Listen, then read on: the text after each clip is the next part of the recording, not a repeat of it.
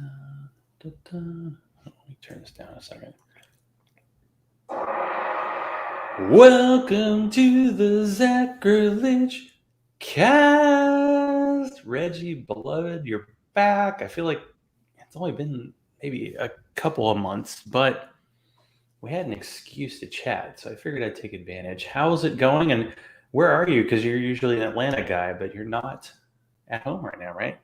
No, hi everyone, past, future, whoever you get a chance to see this. I'm currently in Asheville, North Carolina. Just taking advantage of some free time to see nature and taking advantage of my off days this lovely Thanksgiving season in 2021. Well, being in Asheville, while you're there, you should check out. There's a New Belgium brewery. It's apparently amazing. It's kind of in it by itself, and I guess it has really good food too. That's an important thing with a brewery. Like, do they have food or is it just beer? Because if you're by yourself, it's gonna be a tough thing to do. But if you have a chance, If I have a chance, it's a nice spot. yes, I will definitely try to do that. The thing is, tomorrow being Thanksgiving, I'm anticipating a desert as far as places open. So, but if I can do that, I will try to work that into my schedule. Yeah, I wonder if more places will be open tomorrow, just because we're kind of acting like COVID is over. So it seems like things are open more than they were. Like last year, we just stayed at home. We didn't even go visit anybody, and now we're going to visit family tomorrow. But Well, you for always have me, to check. it's a double-edged sword because if places are open, it's good for me, but I understand that people who work have families too. So for me, selfishly, all I'm asking for is like a half a day so I can pick up little things, you know what I'm saying? Um, before I hit the road because I'm only here for tonight. But yeah, so we'll see what happens. I'm gonna kind of look around on the phone and see what's available, especially that place that you recommended me. There are so many breweries, and I mean, I was going to Asheville before I even realized it was such a beer mecca. It's just a great, place to be. North Carolina's fun, home of the Reason Con, and we'll talk about your conference experience. But first, I just wanted to see. Last time we talked, you were discussing, the hurricane, the situation in Haiti. How's that going? And the fundraiser you started. Like, what's the situation there?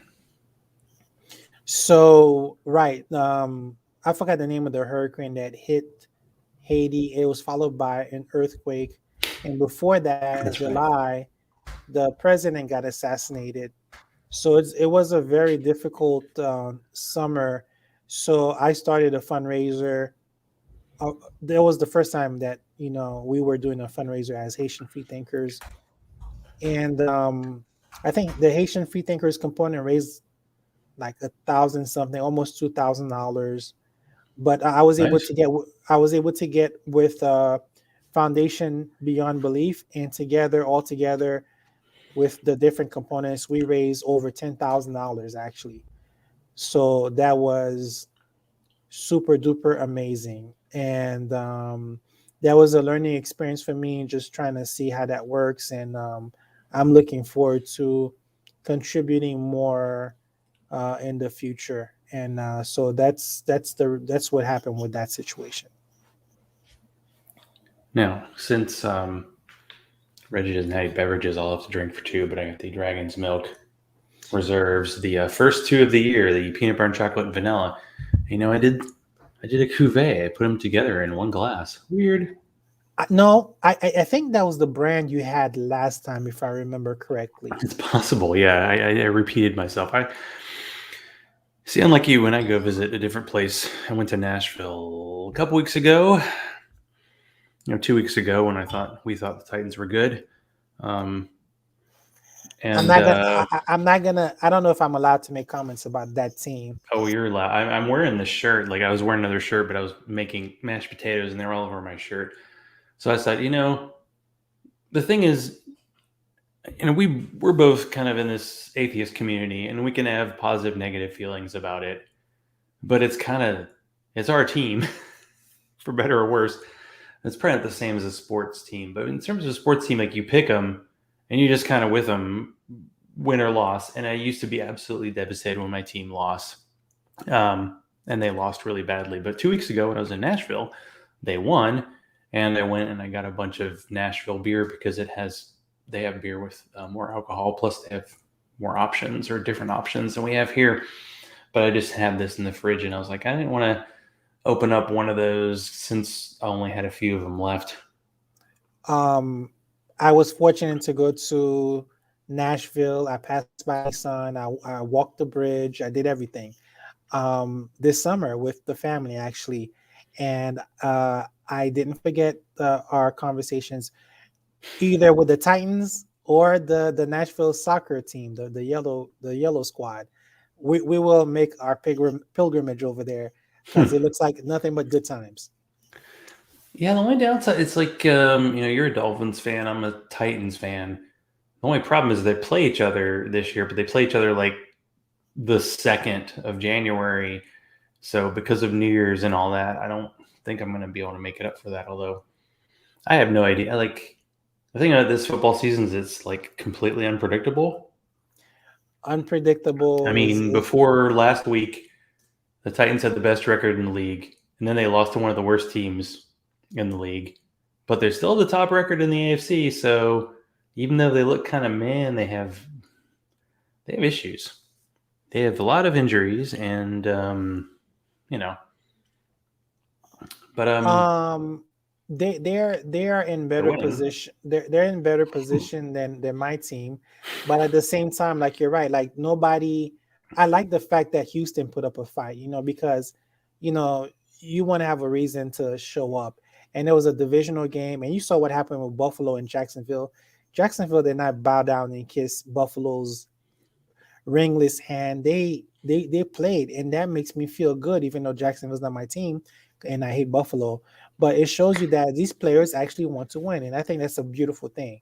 So Yeah, it's very different when everybody's professional. It was just a total disaster, and it was a rainy game, and my parents were there and said it was pretty miserable because it was raining the entire time and the team was losing the entire game. And just the week before, we were there for the New Orleans game, and they were ahead the whole game. They barely held off, but they did win.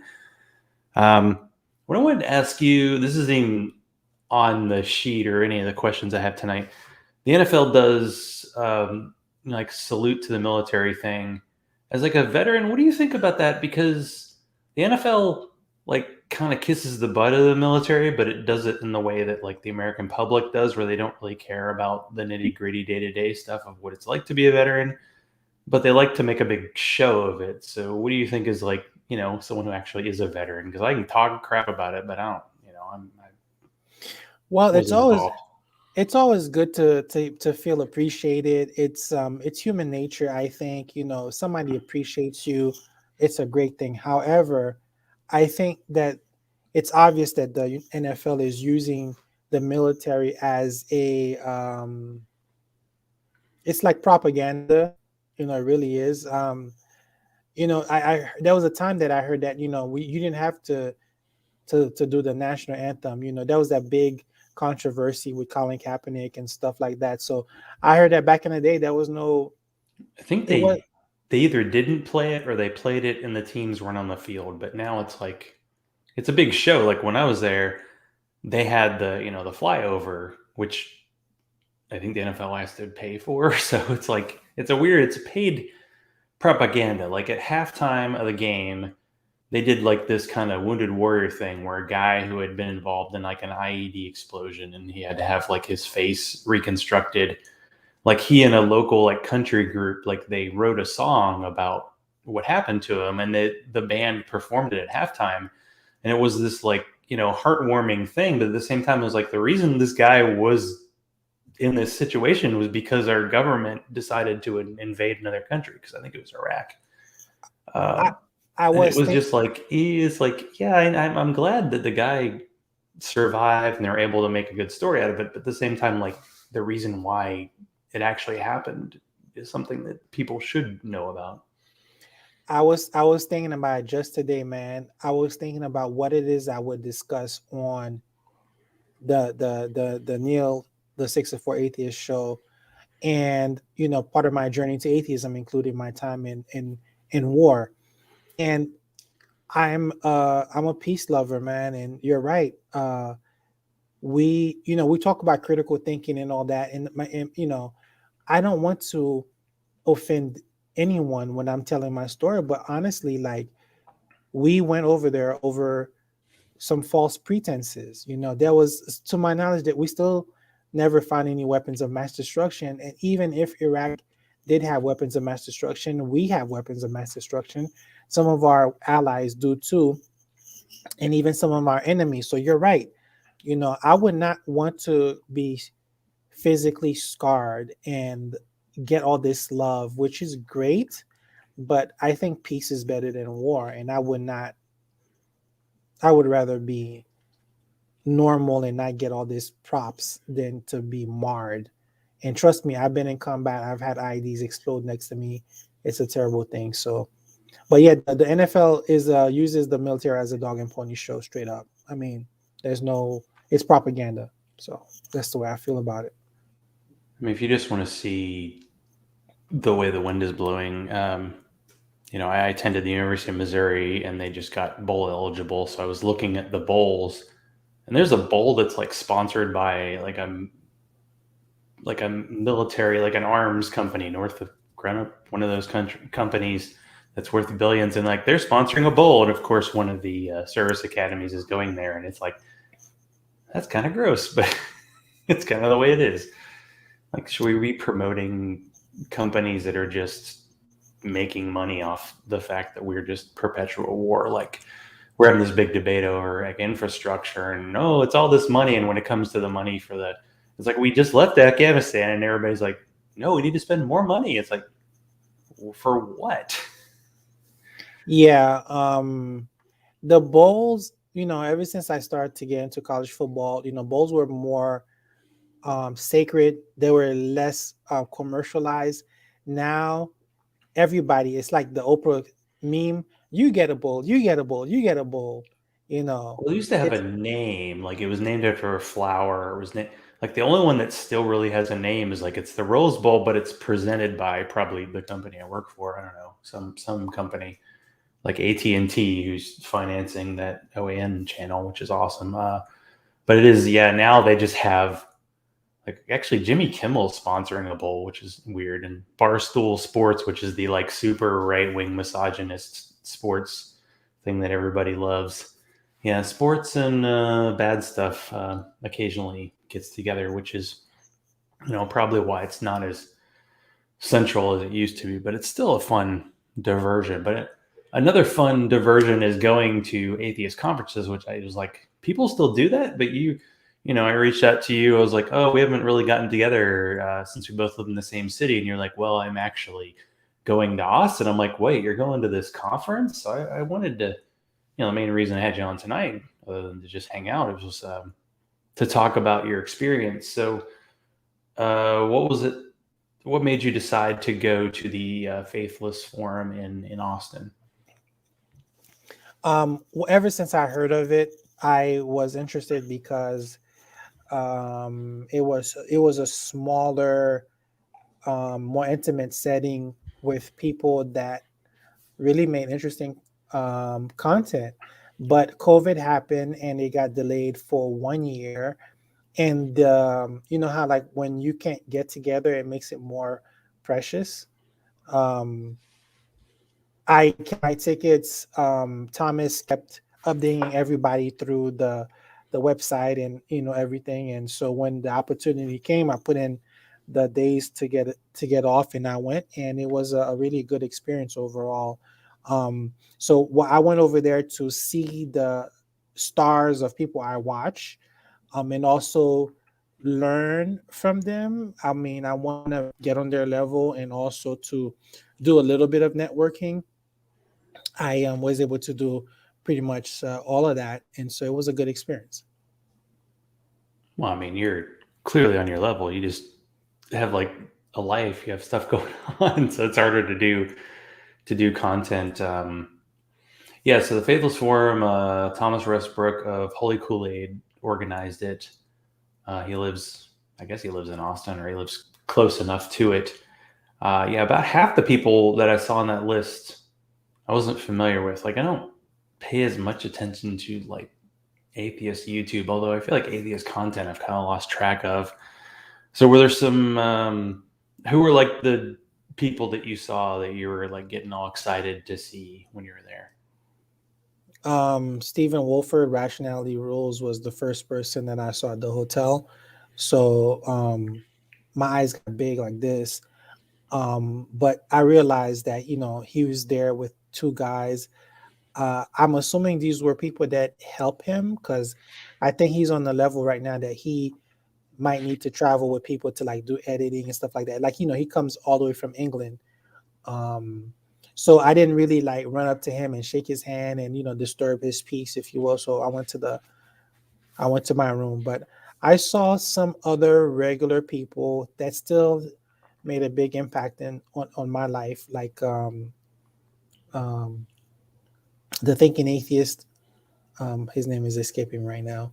Seth Um, Andrews. Seth Andrews, He's got that voice, you know. I can't. uh, I don't remember. I don't think he was at either the Reason Cons I went to, but yeah, so I haven't been to a event where he's been.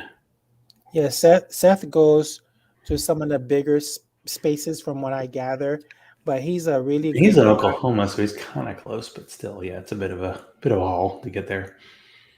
Yeah, he lives in Tulsa, and he drove, I believe, to the convention. So, but I saw Zara Kay, you know, who flew from Australia, I believe, to get there. And then the rock star of rock stars was Aaron Ra.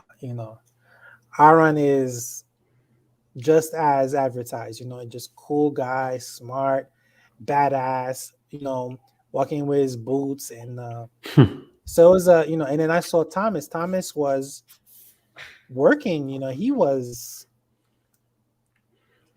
doing a lot, and I was like, man, let me volunteer. So I volunteer to help him out. And that taught me something, like, like, let's say you're doing something. I like helping, because I know as an organizer or leader of something, it's a lot of work. So I enjoyed helping him as best as I could. So, it was good to see him too.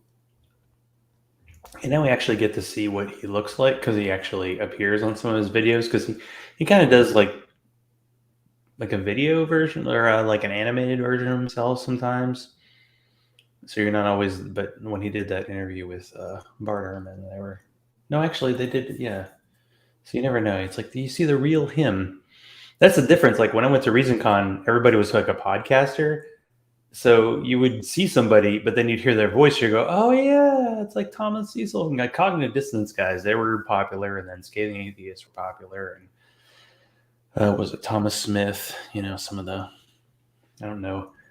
It's just weird that the YouTube and like podcast side always seem like they're a little disconnected. But getting to know some of the YouTube people, I still like when I just glanced at the list of the people there. I was like half of them. I'm like, I've never heard of these people. So always good to Yeah, see more. yeah. So from my personal experience, the atheist community itself has had a huge turnover, for better or for worse, because some people are, I guess, older. They've lost interest, and I feel like I've kind of hit the brick wall myself, where like I've heard all these arguments, like as far as from the theist side, like it's a kind of like a lot of repeat, but you have new people saying their story. So it's good to see some of the new faces. There's still some people doing some of that active stuff, and a lot of people have niche audiences. Like Telltale, he talks about his Jehovah Witness experience. So um and they're I subscribe to them, so I still see a lot of their stuff. So I feel like I subscribe to a lot. I just don't always like pay attention. Like Aaron Ra, I like some of his videos, although any person who's like actually reading like a holy book, it's just really boring. Like he's reading the Quran, and I'm like, you don't know much about the Quran, but it's like him doing like a 3 hour episode on like one surah, it's just, oh, I don't know if I can do that.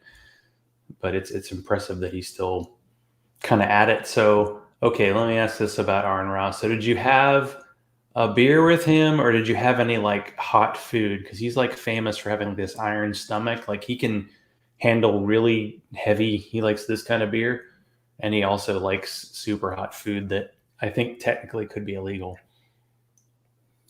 No, so Aaron on the first day I saw Aaron, and again I met Aaron back in 2011. Myself and my wife, we took a picture with him, and I'm always saying to myself, like, I don't know if this guy remembers me because to me he's a superstar. So when I would pass by some people, I'd look at them like, do you remember me? And if they just pass by me, I'm like, nah, who am I kidding? So I saw Aaron have a drink. He was like in the hotel restaurant, just hanging out with some people. Um, and then I know that, after one or two of the nights, he tried to, or they go out with some people. And during one of the sessions we were having, they had a game where they were tasting hot foods. And that's when I learned about his iron stomach. And so, yeah, it's a real thing. I mean, he goes to like places and he orders wings that are so hot that you have to order one at a time. It's like, yeah, ghost pepper. Like I think he went to a place in Nashville because they do that hot chicken, and he ordered it as hot as you could get it, but he wanted it hotter. And they're like, "Why don't you try the regular hot? Because when it's the super hot, it's like purple, the chicken itself." And he ate. He's like, "It's actually okay." Like, all right, so that's pretty hot. Like I don't. I get to a certain level of heat, and then it's like this is yeah, it's already it's painful. I went to Orlando many, many, many years ago, and cause so I'm Haitian, and so we have pima. Pima is our hot sauce. It's basically coleslaw with vinegar and lots of pepper, and you let it ferment, right? So I'm like, oh, I'm Haitian. I can handle heat, bro. I think it was Buffalo Wild Wings. Well, we went somewhere and they have like these bottles where there's a certain level you have to sign a waiver, Yeah, and you have to sign a waiver. It's a bad idea. yeah, I didn't make it to the. I think it's like 10 bottles altogether. I didn't make. I think I made it to like 6 or 7, and it was painful. I was sweating. I kept drinking beer. I dipped it in sauces. Nothing helped. And then when it came out, I said, you know what? I yield. Yeah, seriously.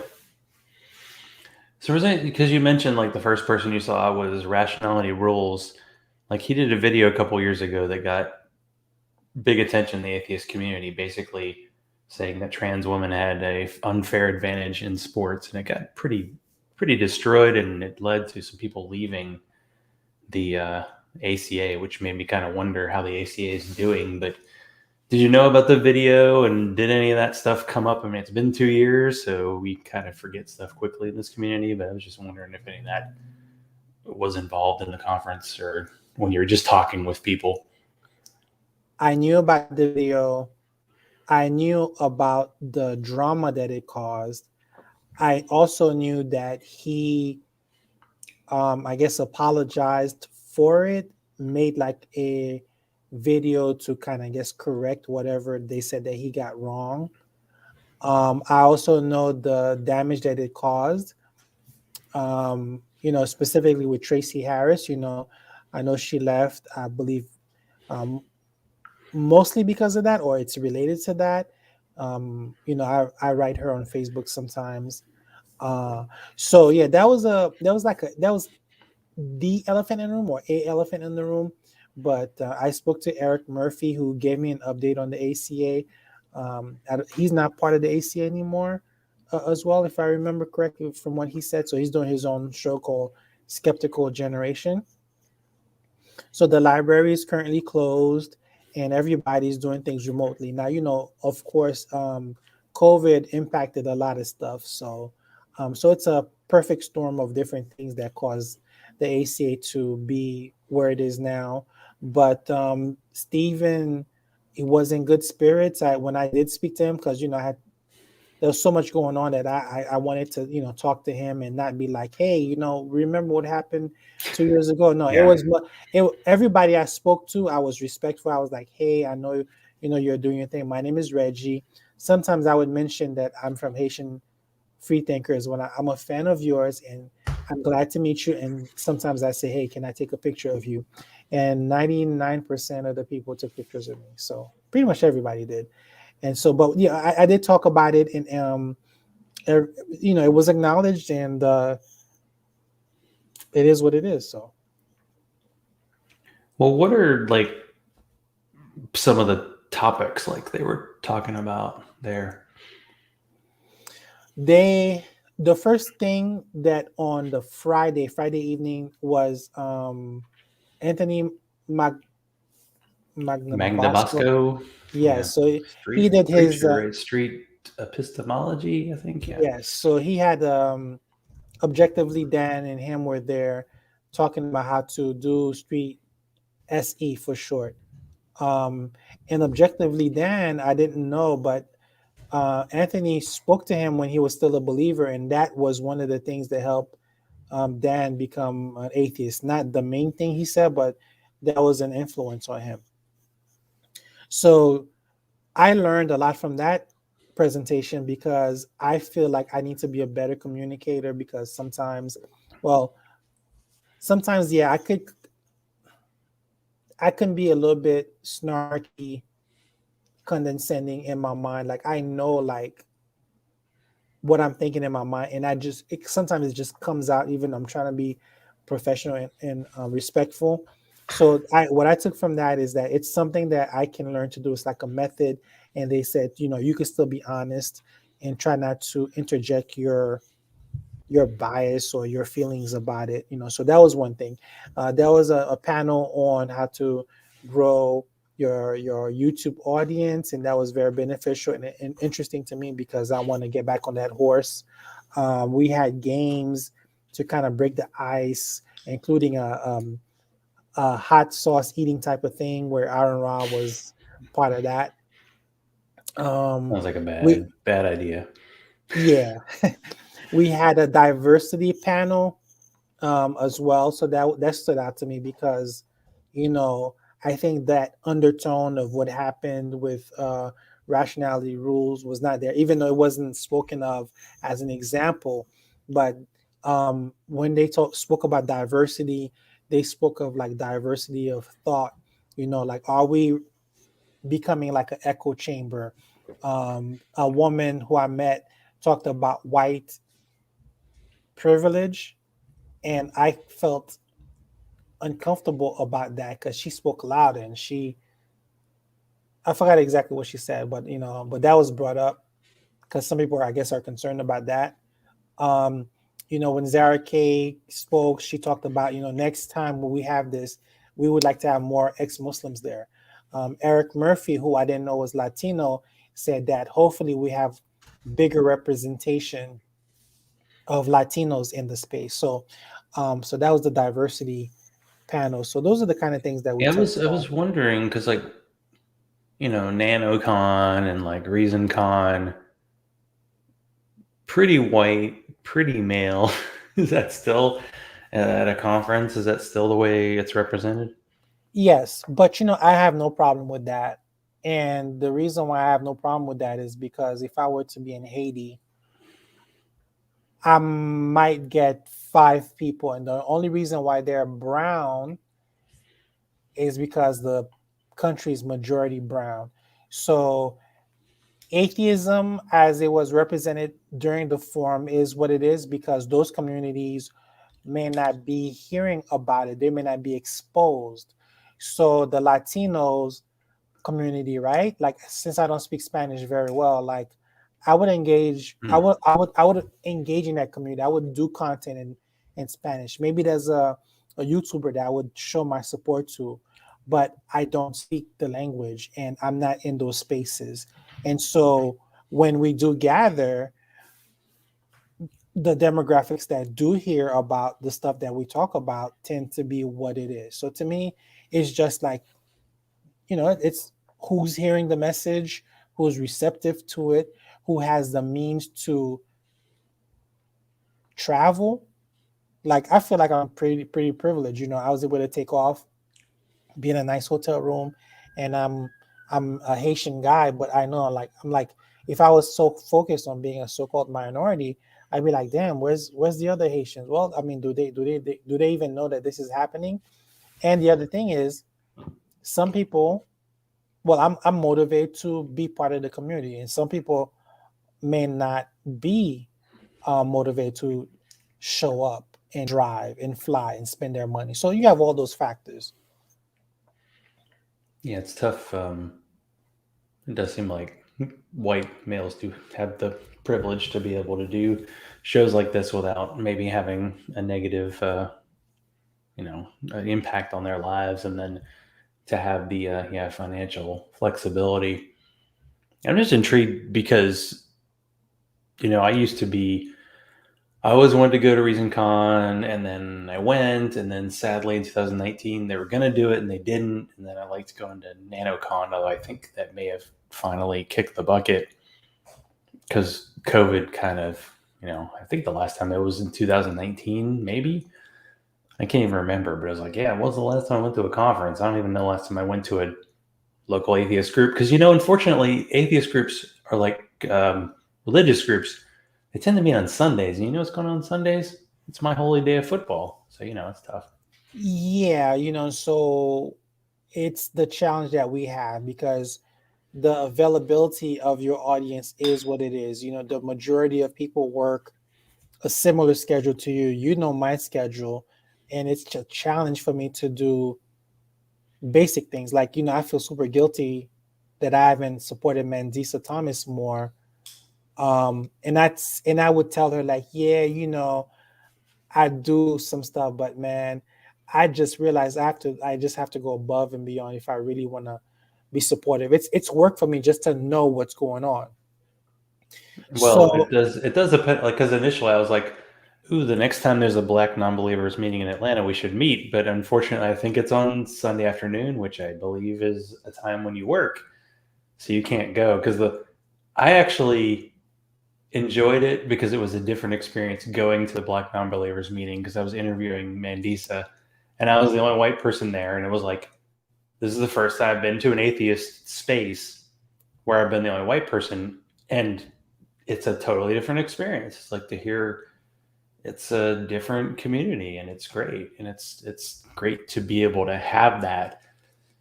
I guess this probably was one of the conferences that Mandisa didn't go to because she was doing that conference at sea, like she was doing that cruise recently. So I don't think, yeah, so because she usually every conference, Black non-believers, they're there. yeah, Mandisa, I mean, she's a superwoman. She's a legend, She I think she stopped working a while ago to focus on her activism, I guess if you want to call it that.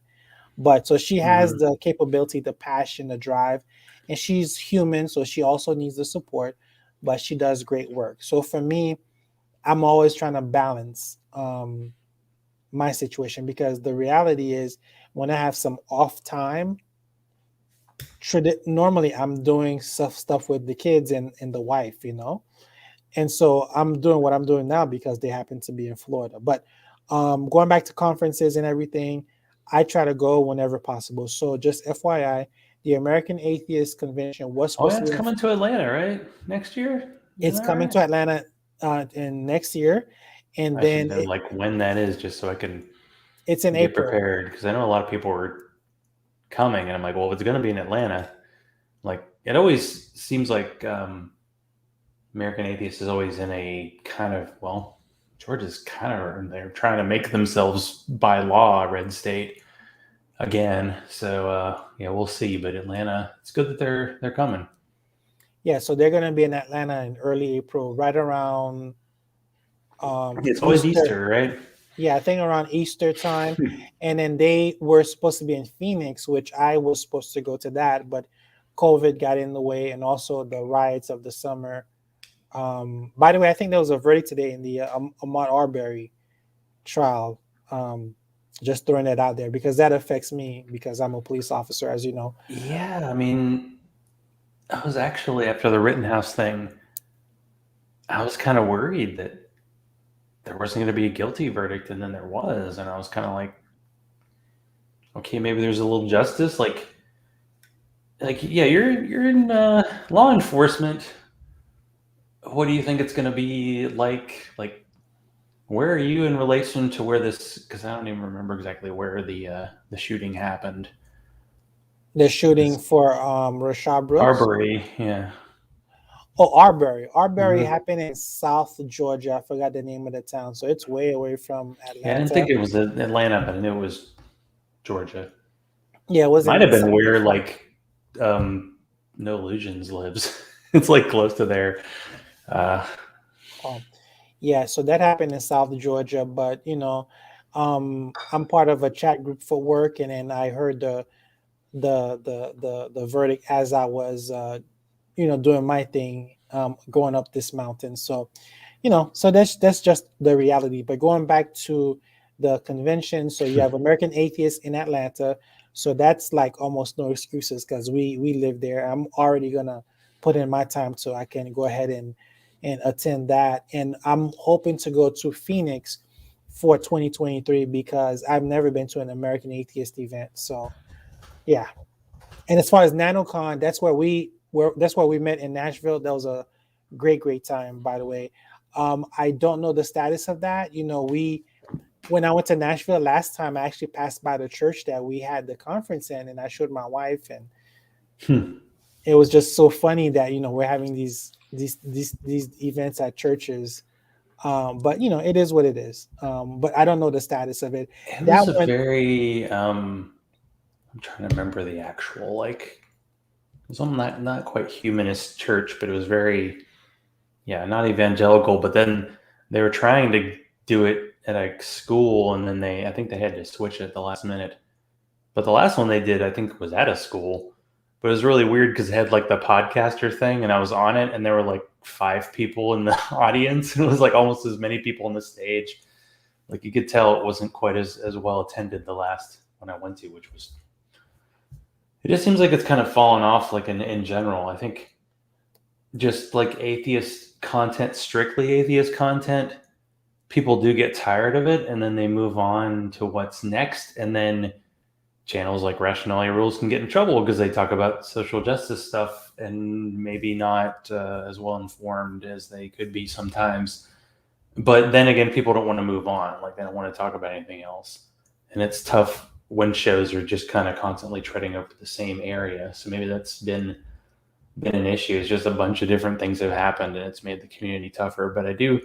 So it's April 14th through 17th is when the convention is next year. I should probably write that down somewhere so at least I'm aware because there's usually like the Dragon Con thing around Labor Day, but I never went, and that had a kind of a skeptic thing to it, and a lot of people went to that. But this is definitely going to be one of the bigger events. I don't even know if Skepticon is still around. Like there aren't that many happening, so it was almost amazing that Thomas was able to, put it uh, together to get. I mean, how many people were there? I mean, you probably didn't do a head count, but I'm I trying to didn't remember. Like, I didn't do a head count, but I would say at the height of Saturdays, because it was Friday evening, Saturday all day, and Sunday until like 3 p.m. ish. I think at the height of it, you probably had 250, 200 people, I'd say. And it was in a big, large room. And so it could have accommodated a lot more, but because of COVID and Thomas required people to be vaccinated, and I think overall just traveling, we had the group that we had, but it was not a lot of people, but it was a good. I mean, and I liked the fact that it was intimate. It doesn't have to be large crowds like the events I've been to in the past. Because it's you get to kind of have side conversations, and that was so important to me, and I had a good time.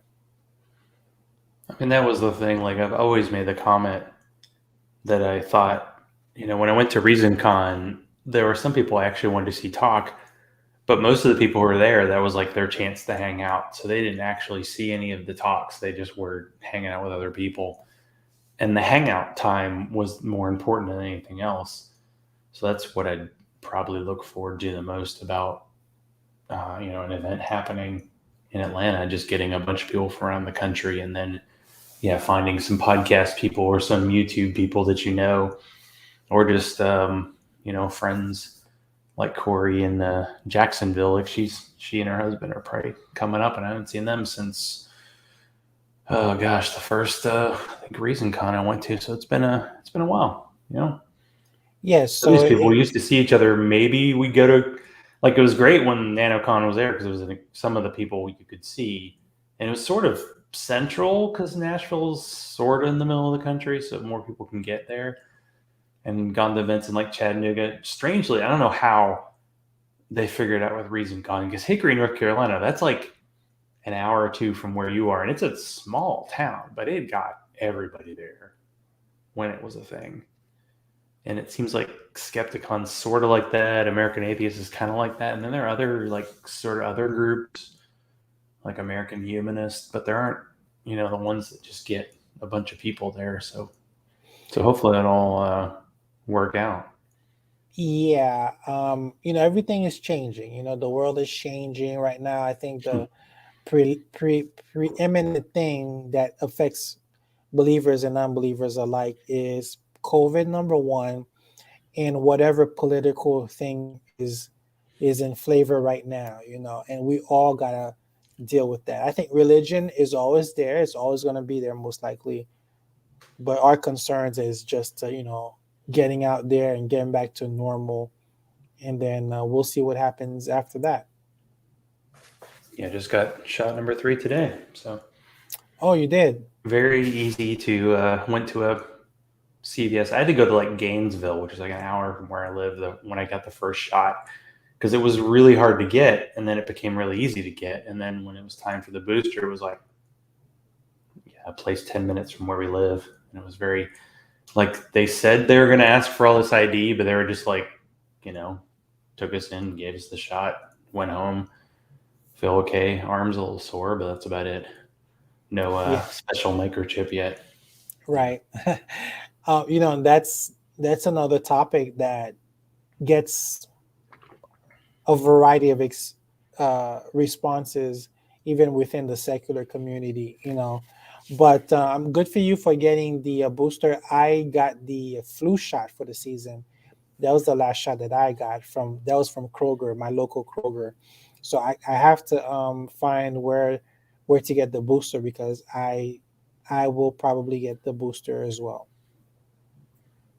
Yeah, we just went to like a CVS just down the road from here. It was really easy to do, and it's cool because I work with a bunch of people in different parts of the country, and everybody's trying to, figure it out. So unfortunately, so you're separated from your family for Thanksgiving.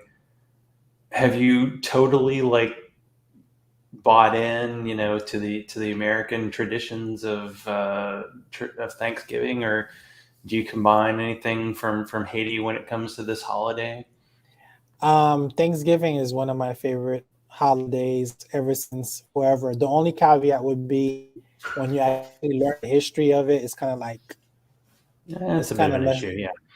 It's kind of that's kind of messed up. However, just like Christmas, for me, Thanksgiving is kind of like it's all about family and football. Family I mean, and that's the thing. football. There's like the first game starts at like 11 o'clock or something. It's Even though it's the Lions and the Bears, it's a pretty bad game. But I Yeah, just remember the one year the Titans played them and they just beat the crap out of them. That was a lot of fun. beat the But crap out of the Lions or the yeah, Cowboys. it was like 2008, or it might have been the one year they're really good. Like the guy from the Titans recovered a fumble, and as he was going into the end zone, he did the turkey like thing as he jumped into the end zone, which was pretty good. But yeah, the Yeah, Lions are pretty. You can depend on them to be not good. yeah. I mean, if there was a God, then everybody in Detroit should be atheists. I mean, those people suffer, suffer, suffer, suffer. So we should be thankful that we're not in their places. But yeah, I mean, so yeah, so like actually, there's some places that have adopted American customs like Halloween, but Thanksgiving, there's nothing close to that in Haiti. In Haiti, it's a whole different universe. It's a whole different world. The number one thing that people are thinking about over there is safety because we're having such a Well, big yeah, it's issue like with considering how they've everything. I mean, Haiti's been through like 10 COVIDs in 1 year, and it seems like that's been the case since they got their independence. And no thanks to us either. Uh, but yeah, to think about a holiday that's all about kind of gluttony, that's probably not top on the list there. it's not top on the list. But I'm fortunate to be here. But as far as the holiday and everything, the history is the only thing that you know gives me pause. But besides that, friends and family, I'm all about that. Getting together, having a good time, especially with the COVID situation, it makes it more precious. And I hope everybody is able to celebrate safely. Because last year, people traveling and disobeying rules to get together caused people to get COVID more. And that included us. So my wife's cousin came over and he gave all of us COVID. So Mm. I I can attest that people coming in, and this was before we got vaccinated. Um, People coming in I didn't and think there was possibly a vaccine then. no, this was January of this year. Yeah, Okay. there was no vaccine then Like because it I had got just come out in maybe February, yeah March. February March. Yeah, I got mine in March. Actually, the department paid for one day $100 for people to get their booster shot. Believe it or not. Yeah, apparently there's some, although the company I work for has some government contracts, you have to be vaccinated, but there's yeah, it's like after you get it done and you go through all that stuff, you're like, oh, people are getting like all this, bonuses or getting money. And it's like, what it takes for people to get it, do it. I mean, people are going to have, so there's some people who are just going to have to get, it's like forced to do it. I mean, the Titans quarterback, he said he wasn't really going to do it, but then he found out that if he didn't, he was going to be out for like 2 weeks. So he was like, you know what? Okay, I'll get it done. He did it for Ryan, the team. Ryan Can't tell. Tannehill. Yeah. Like he said, he Uh, wasn't sure. Like he was a little skeptical about taking it, but because the league went down so hard, he didn't pull the Aaron Rodgers, whatever COVID toe he had going on today. By the way, he lied about that. Wow, it's hard to believe Aaron Rodgers would lie. What crazy talk? Tua wouldn't lie. Is Tua vaccinated? I wonder. that's a great question. I don't think there's because of HIPAA and all that. I'm sure, but you know what?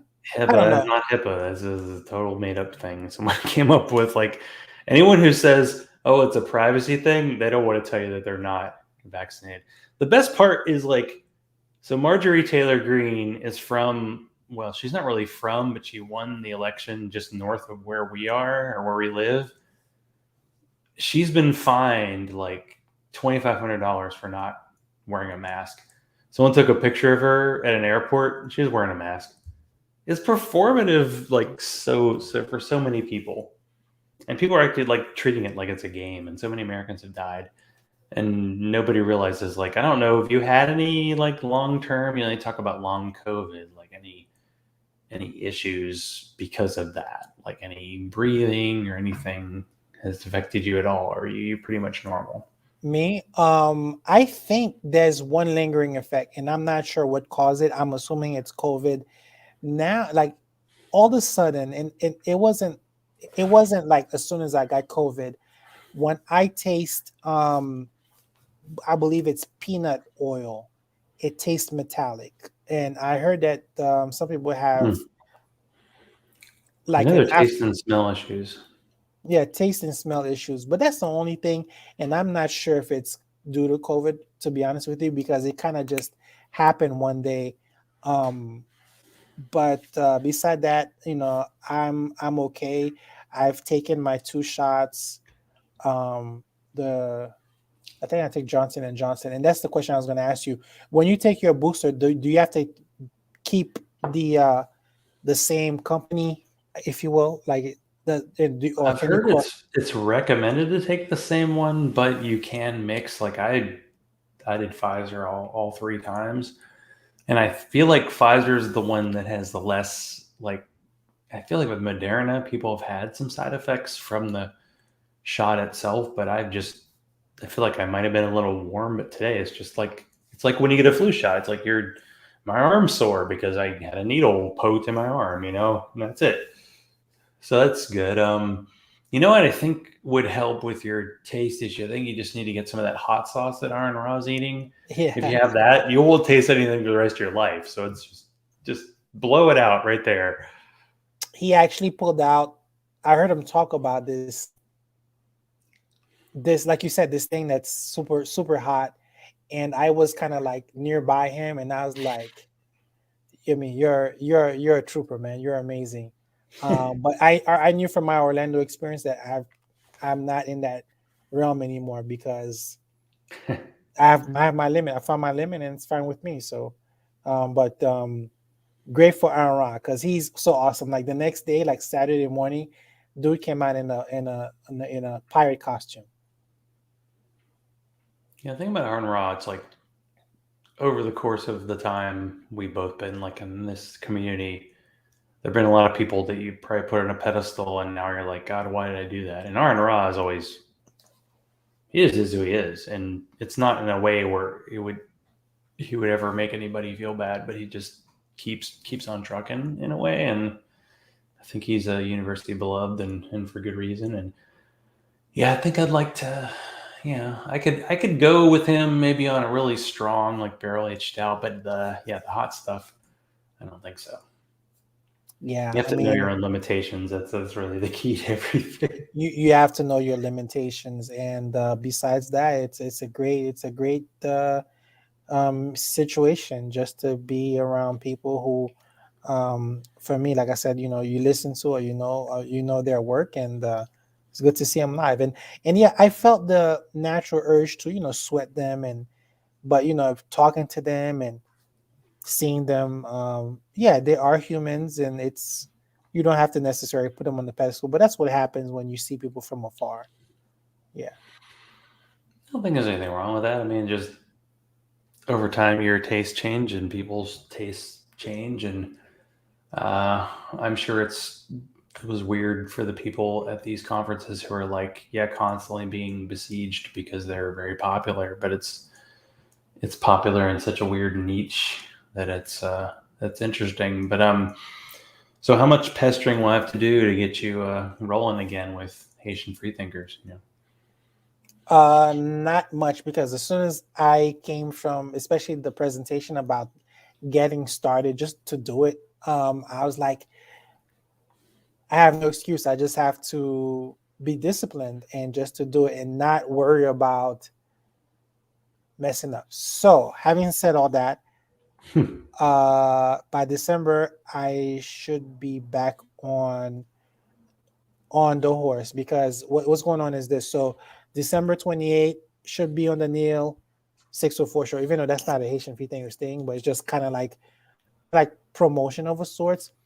January makes 10 years that the group has been active, believe it or not. So we have to definitely get back on a thing. And one of my what's the word? Something that was holding me back is that when I found the Haitian free thinkers, I said to myself, I want to provide Creole content for what it is that we do and love, right? But I don't feel comfortable with my Creole. And I've spoken to other people, and all of us are busy, this, that, and the third. But all these things are excuses. So I just have to be like, hey, this is me. I'll speak Creole. I'll put a little Creole. I'll speak English, put a little Creole in there. Hopefully, people gravitate towards it, and that'll be my own unique gift to the world. And there's nothing wrong with that. So I just have to keep working at it, and you should see the quality of the work increase. And yeah, so just gotta do it. And so um, by December, you should be seeing more content from the Haitian Freethinkers YouTube page specifically. Block Talk Radio, I'm trying to wean myself from there because I really want to go strictly to I guess, a podcasting situation where I don't have to pay so much money because Block Talk Radio is expensive, but that's where I got my links to iTunes and Google Podcasts and Spreaker and everything. So I don't know how I'm able to like change that, keep my content, from their servers. I'm trying to figure that out. So what I've been doing is I've been taking my MP3s, downloading them, making YouTube videos, and I'm gonna put everything on YouTube and then tell Block Talk Radio that I don't need them anymore. So that's my plan. That's what I'm working on slowly but surely because I have so many episodes I have to move over.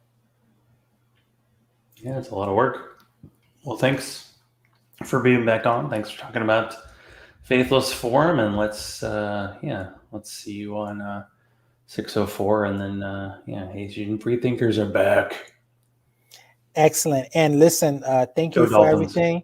Go Dolphins. There's going to be a day in January that's going to be really interesting. But listen, you're the best Tennessee Titan person I know. Unfortunately, we're going to need that game.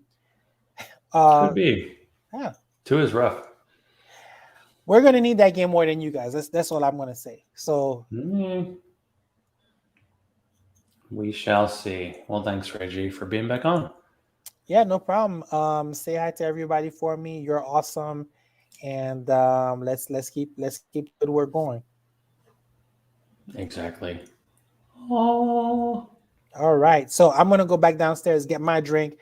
Thank you.